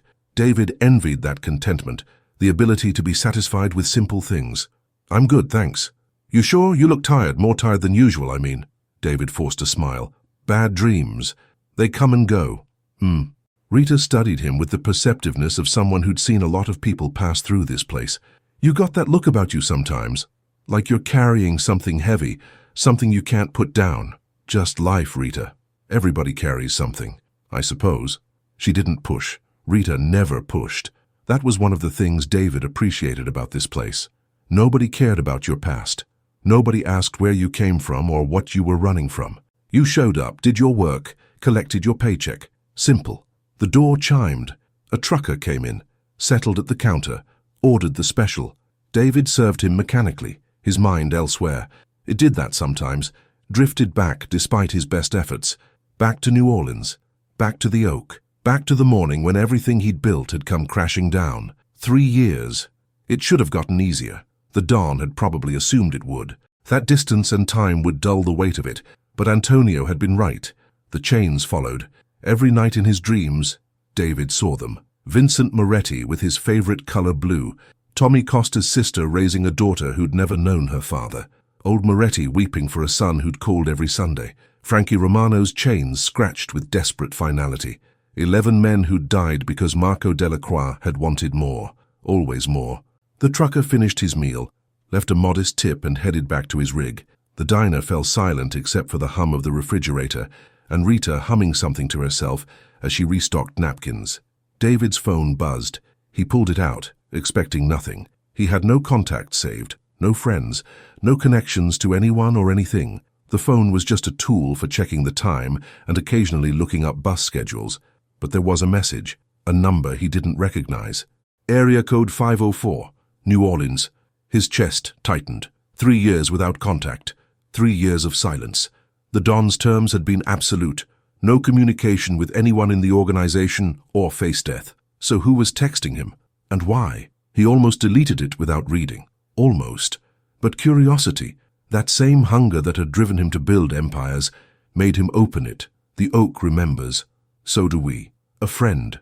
6 words. No signature. Nothing to indicate who'd sent it or what it meant. But David felt ice run through his veins. Someone knew where he was. Someone from New Orleans, from the life he'd left behind, had tracked him down. He looked around the diner with new paranoia. Was someone watching? Had they sent a message before sending an enforcer? Was this a warning or a threat? Rita noticed his expression. Everything okay? Yeah, just spam call. But it wasn't spam. It was the past reaching forward. It was the Oak extending its roots all the way to Memphis. It was the reminder that you could change your name and your city and your entire life, but the chains never let go. David deleted the message, pocketed the phone, tried to focus on his work, but his mind raced. Who had sent it? What did they want? Were the Giordanos coming for him? Had he violated the exile somehow without knowing it? The shift dragged on. Every time the door opened, David tensed. Every car that pulled into the lot made him wonder if this was it. If the 3 years of exile were ending in a Memphis truck stop at 4:30 in the morning. But nothing happened. No enforcers, no soldiers, just truckers and coffee and the slow crawl toward dawn. When his shift ended, David walked to his car, a 15-year-old Honda he'd bought with cash, and sat in the driver's seat without starting the engine. The parking lot was emptying as day shift workers arrived, normal people starting normal days. Unaware that a ghost sat among them, haunted by a message that shouldn't have been possible, he thought about running, packing what little he owned and driving to another city, changing his name again, disappearing deeper into America's vast anonymity. But what was the point? If they'd found him in Memphis, they'd find him anywhere. And maybe that was the message. Not a threat, just a reminder. We know where you are. We're watching. The exile holds, but never forget that we could end it any time we choose. David drove to his apartment, climbed the stairs, and lay on his bed without undressing. Sleep wouldn't come. Every time he closed his eyes, he saw the oak, saw the chains being excavated, saw the metal plates with their scratched testimonies. By noon, he was no closer to rest. He showered, changed clothes, and did something he hadn't done in 3 years. He went to the library. The Memphis Public Library was quiet on a weekday afternoon. David found a computer terminal in the back, logged in using his fake ID, and searched for news from New Orleans. He'd avoided this for 3 years, had tried to cut himself off completely from that world. But the message had changed things. It took him 20 minutes to find what he was looking for, a small article in the Times-Picayune from 6 months ago. Memorial unveiled for victims of organized crime. New Orleans. A memorial honoring 11 men who disappeared over a span of 2 decades was unveiled yesterday at the Italian-American Cultural Center. The memorial, created by local artist Frank Romano Jr., features 11 bronze figures in silhouette, their names and dates memorialized on plaques forged from recovered evidence. These men were brothers, sons, fathers, Romano said at the ceremony. They deserved better than to be forgotten. This memorial ensures their names live on. Among those in attendance was Salvatore Giordano, prominent New Orleans businessman and philanthropist who donated substantial funds toward the memorial's creation and maintenance. The article included a photograph. The memorial was striking. 11 dark figures standing in a circle, their faces shadowed, their postures suggesting waiting. Beneath each figure, a name: Vincent Moretti, Thomas Costa, Luca Benedetti, Giovanni Petrocelli, Francis Romano, all 11. And in the center, where the figures looked inward, there was a bronze plaque. David couldn't read the inscription in the photograph, but he could imagine what it said. A warning, a lesson, a testament to what happened when ambition corrupted loyalty. He sat back from the computer, his hands shaking slightly. So it was done. The Don had followed through. Marco's empire had been completely dismantled and transmuted into memorial and restitution. The 11 were remembered. Their families had been given acknowledgement and care, and Marco himself had been erased. The article never mentioned his name, never referenced the Capo who'd committed the murders. It was as if he'd never existed, as if the 11 had simply disappeared and been found, their killer irrelevant to the story of their remembrance.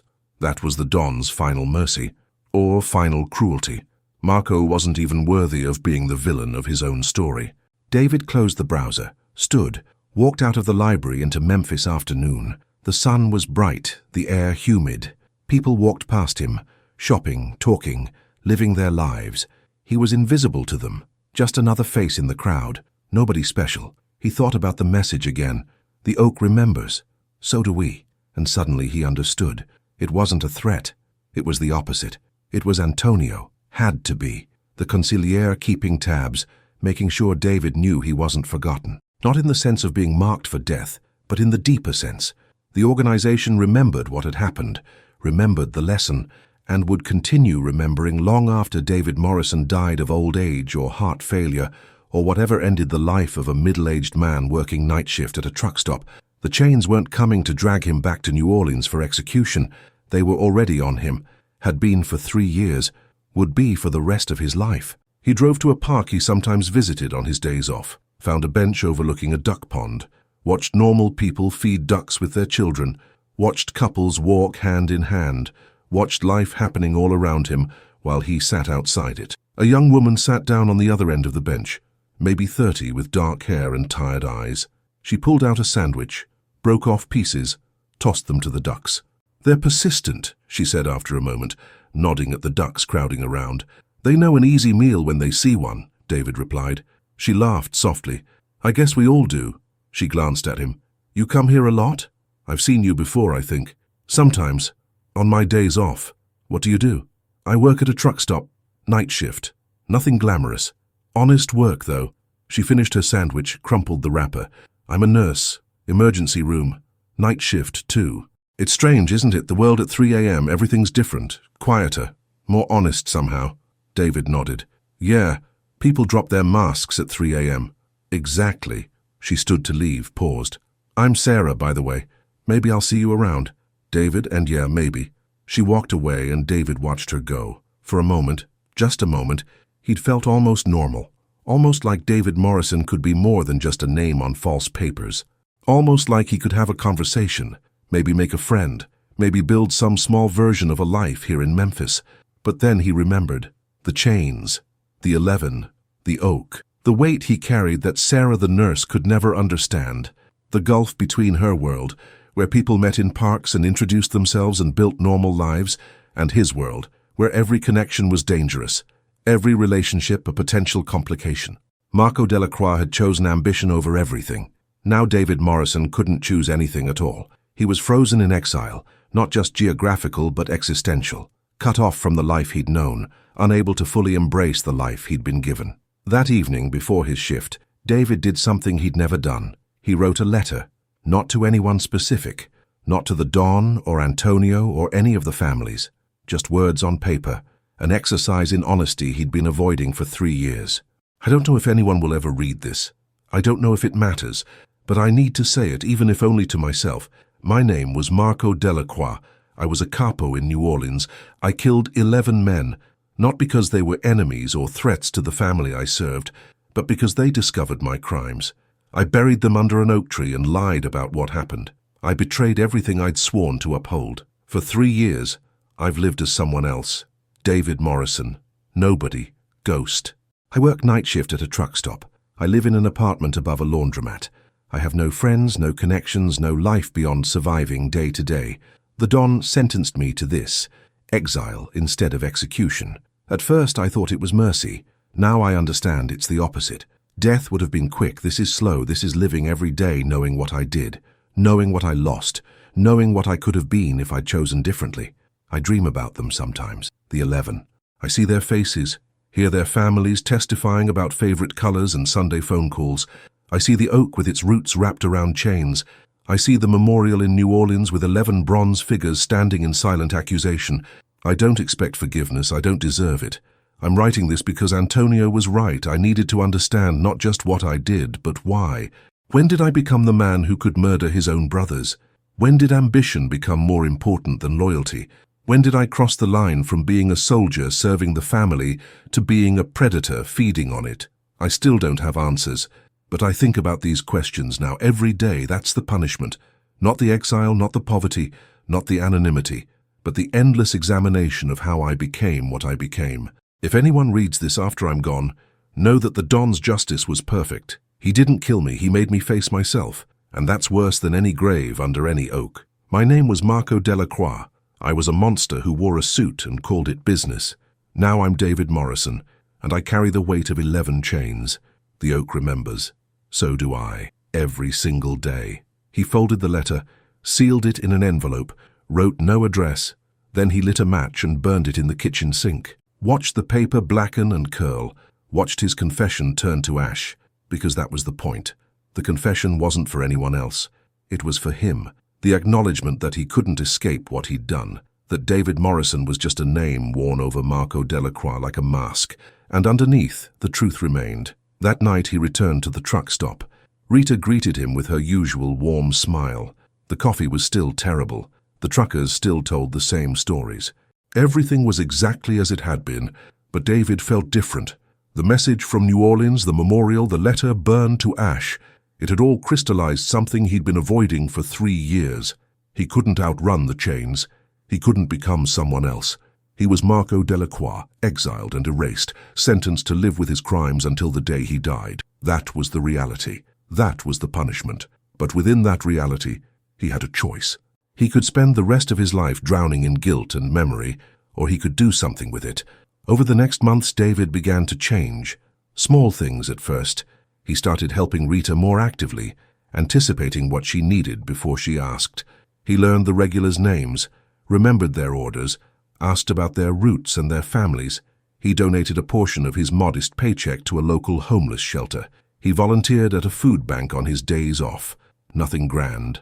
Nothing that would make headlines or earn recognition. Just small acts of service that felt like the opposite of what Marco Delacroix had been. Marco had taken. David gave. Marco had lied. David spoke truth, even when it was uncomfortable. Marco had killed to protect his empire.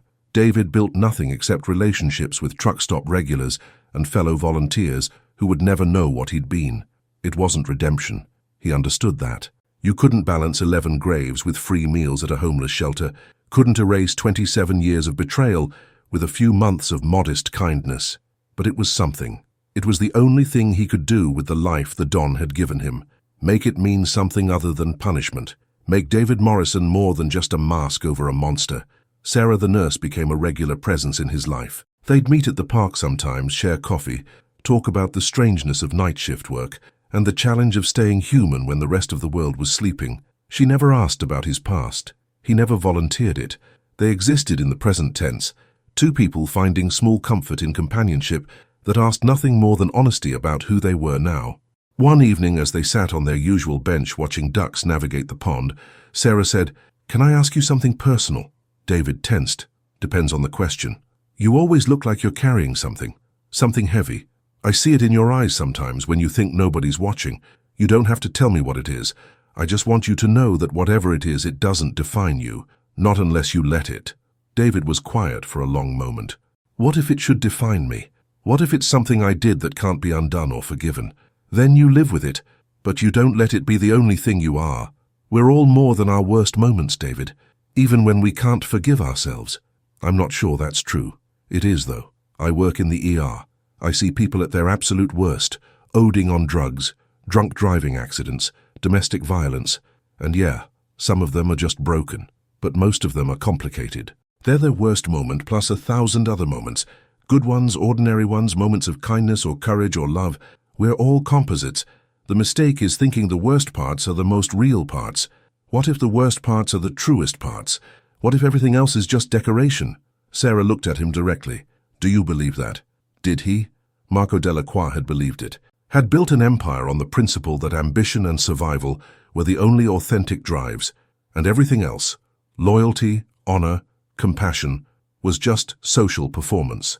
But David Morrison, working night shift and volunteering at food banks and sitting on benches talking to nurses about the nature of humanity, wasn't so sure. "I don't know what I believe anymore," David said honestly. "Then you're already changing." Sarah stood, squeezed his shoulder gently. "I have to get to my shift. But think about what I said. You're more than your worst moment. You just have to decide if you believe that." She left him sitting by the pond as evening turned to night. 2 years later, David Morrison had been dead for 5 years now, or rather, Marco Delacroix had been dead, and David Morrison had lived in his place. The distinction still confused him sometimes, late at night when sleep wouldn't come, and he couldn't tell which name was real. The truck stop had closed 6 months ago. Corporate consolidation. David had moved to a diner downtown, same shift, same work. Rita had moved to Florida to be near her grandchildren. They'd stayed in touch through occasional postcards, brief, affectionate, asking nothing. Sarah had become something more than a casual friend. Not a romantic relationship exactly, but something deeper. A companionship built on mutual understanding that both of them carried damage. Both of them were trying to build lives from broken pieces. They had dinner once a week, went to movies sometimes, talked about everything except the past they'd both left behind. David still thought about the oak every day, still carried the weight of 11 chains. But Sarah had been right. He was more than that. He was also a man who showed up for his shifts, who helped customers, who volunteered at the shelter, who tried, imperfectly but genuinely, to be decent. He'd never received another message from New Orleans. The single text from 5 years ago remained the only contact. Sometimes he wondered if Antonio was still watching, if the Don even remembered the Capo he'd exiled, if Isabella ever thought about the man she'd wanted to execute under the oak. Probably not. They had their own problems, their own empires to maintain. Marco Delacroix was a closed chapter, a cautionary tale told to young soldiers, a memorial of bronze figures in New Orleans. David had made peace with that, with being forgotten by the world that had defined him for 47 years, with being nobody special in Memphis, Tennessee. One morning, after his shift ended, David drove to a different park, one he'd never visited before. Something had drawn him there, an impulse he couldn't quite name. The park had a garden section carefully maintained, with benches scattered among flowering trees. And at the center, there was an oak, not as old as the one in New Orleans, not as grand, but an oak nonetheless, its branches spreading wide, its roots running deep into Tennessee soil. David sat on a bench beneath it and looked up through the leaves at the morning sky. For the first time in 5 years, he didn't feel the weight of chains, didn't see 11 ghosts, didn't hear the Don's judgment or Antonio's prophecies or Isabella's cold fury. He just sat under an oak tree in Memphis and felt the morning sun and understood something fundamental. The oak in New Orleans would always be there. The chains would always exist. The 11 would always be 11, their names carved in bronze, their memories honored. Nothing could change that. Nothing should. But he didn't have to be chained beneath it. He could be here instead. David Morrison, nobody special, living a small life of modest decency, carrying his past, but not imprisoned by it, changed by what he'd done, but not defined solely by it. It wasn't redemption. It was something more complicated. It was accepting that Marco Delacroix had been a monster, and David Morrison was trying not to be, and both truths could exist simultaneously without cancelling each other out. He pulled out his phone, typed a message he'd never send. The oak remembers. So do I. But I'm learning to live with it. David. He deleted it without sending. Because Antonio didn't need to know. The Don didn't need to know. The families didn't need closure from a ghost. The only person who needed to know was David himself, and now he did. He stood, walked through the park, drove to his apartment, slept dreamlessly for the first time in 5 years, woke in the afternoon, made coffee, prepared for his shift. Normal life, ordinary life, the life of someone who'd once been a capo in New Orleans and was now just a man who worked nights at a diner in Memphis. The chains followed. They always would. But David had learned to carry them differently. Not as a burden that crushed him into the earth, but as a weight that kept him grounded, reminded him who he'd been, showed him who he didn't want to be. That evening, Sarah met him for coffee before their respective shifts. "You look different," she said. "Lighter somehow. I feel different. I think I finally figured something out." "What's that?" "That being complicated doesn't mean being broken. That carrying your past doesn't mean it has to determine your future. That you can be the worst thing you've ever done and still be more than that." Sarah smiled. "Took you long enough." "Yeah, I'm a slow learner. But you got there. That's what matters." They talked for an hour about nothing important, about the changing seasons, about a movie Sarah wanted to see, about a trucker who'd left David a $100 tip the previous week for reasons he couldn't fathom. Normal conversation, the kind of thing people do when they're just living their lives. When David arrived at the diner, he looked up at the sky. Somewhere south, New Orleans was waking up. The Don was probably in his study, managing the family's affairs. Antonio was compiling his meticulous records. Isabella was doing whatever the daughter of a Don did when she wasn't demanding justice. And under the oak the memorial stood, 11 bronze figures remembering 11 men, their names honored, their memories preserved. Marco Delacroix wasn't among them. He'd been erased, exiled, sentenced to live as nobody. And David Morrison, nobody ghost exile, was okay with that, because the oak remembered. The chains existed. The weight remained. But it didn't have to be everything. It could be part of a story that was still being written, a story about a man who'd been a monster and was trying to be something else. Not a saint, not a hero. Just someone who showed up for his shifts and was kind to strangers, and carried his crimes without letting them crush the possibility of living. The diner filled with the late-night crowd. David poured coffee and took orders and listened to people's stories. And when he looked at them, he didn't see marks or threats or problems to be solved. He saw Vincent Moretti's father, carrying grief with dignity. He saw Maria Costa, raising a daughter alone. He saw all the people he'd hurt, reflected in all the ordinary people just trying to survive. And he served them with something approaching grace, because the oak remembered, and so did he, and that would have to be enough. Years later, the final word. David Morrison died at 68, heart attack, sudden and final. He was found in his apartment by Sarah, who'd become his wife 10 years earlier. A simple ceremony, a small gathering of friends from the diner and the shelter.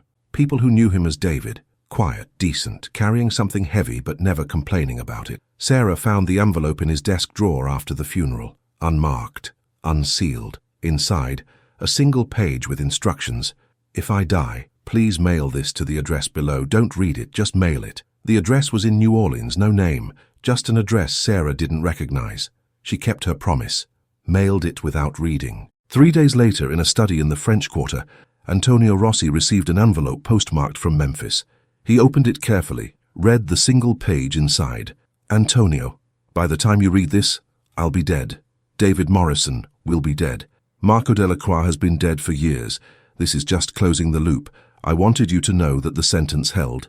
I never returned to New Orleans, never contacted anyone in the organization, never broke the exile. The Don's justice was perfect. I lived with the weight of 11 chains for 23 years. I died with them too, but I also wanted you to know that you were right about everything. Death would have been escape. Life was the punishment, and somewhere in that punishment, I found something I didn't expect. Not redemption, just the understanding that I could be a monster who'd done monstrous things and still try to live decently with whatever time I had left. The oak remembers. I remembered every single day. Vincent's favorite color, Tommy's daughter, Frankie's trust, all 11. I carried them until the end. Tell the Don his justice was merciful and cruel in equal measure. Tell Isabella her hatred was justified. Tell the families their testimonies mattered. They're the reason I couldn't forget, the reason I had to try to be better than what I'd been. I don't ask for forgiveness. I earned my exile, but I thought you should know. The Capo who murdered his brothers learned to carry his crimes without being destroyed by them, not because he deserved to survive, but because the Don sentenced him to live. And I lived, as well as I could, as honestly as I could, until the end. Omerta. M.D. Antonio read the letter twice, then placed it in a folder with all the other records from the case. He walked to the window of his study, looked out at the New Orleans afternoon, thought about justice and exile and the impossible weight of living with your worst choices. Then he did something he rarely did. He picked up his phone and called the Don. Salvatore, I received word. Marco Delacroix is dead, died in Memphis. Natural causes. A pause. Then the Don's voice, older now but still carrying authority. Did he keep the terms? He did. 23 years of exile. Never broke it once. Another pause. And he left a letter, a final accounting. He carried the weight, Don Salvatore. Exactly as you intended. The punishment held. Good. The Don was quiet for a moment. Tell Frankie's son. Let him know the man who killed his father lived and died in exile. Let the families know justice was served in full. I will. And Antonio? The letter. Destroy it after you've informed the families. No record beyond what we've already kept. Let Marco Delacroix be remembered as the cautionary tale. Nothing more. Understood. The call ended. Antonio held the letter for a moment longer, then fed it into the shredder beside his desk. The paper became strips, became nothing, but the words remained in his memory. The oak remembers, I remembered, every single day. That evening, Antonio visited the memorial.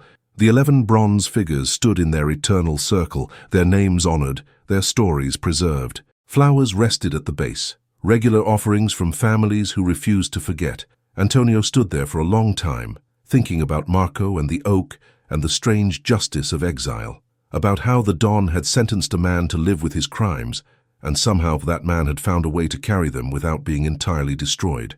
Not redemption, just survival. The peculiar courage of waking up every day knowing what you'd done and trying to be something other than only that. He died, Antonio said quietly to the bronze figures. The man who killed you. He lived in exile for 23 years and died alone in Memphis. He carried your memory every day. He never forgot. That was his punishment. And it held until the end. The wind moved through the surrounding trees, carrying the smell of jasmine and river water. Antonio turned away from the memorial and walked back through the streets of New Orleans. His city, the Don's city, a city that had witnessed 1,000 betrayals and 1,000 acts of justice. And above it all, in gardens and courtyards and parks throughout Louisiana, oak trees grew, their roots running deep, their branches reaching high, their shadows covering secrets that would someday inevitably be told, because the oak always remembers, and the chains never let go, not even in death. The end.